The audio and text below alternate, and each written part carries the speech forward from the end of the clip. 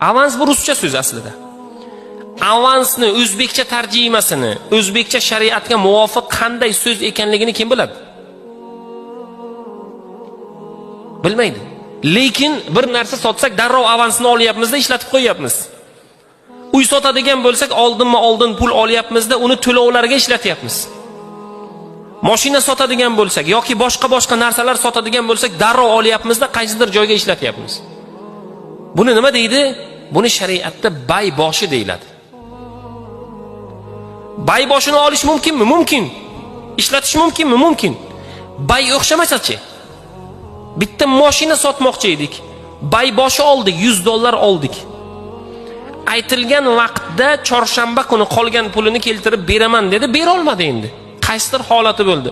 Molini sota olmadi, birovga pul berib qo'ygan, o'sha bermadi. Chorshanba kunida bay buziladi o'zi aslida. Chorshanba kuniga bermadi.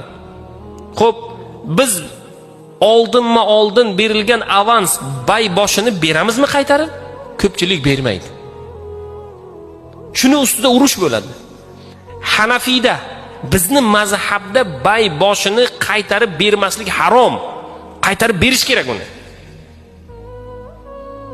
Uymi, telefonmi, boshqa narsami, nimaiki bo'lsa, biz bay boshi uchun avans pul oldik.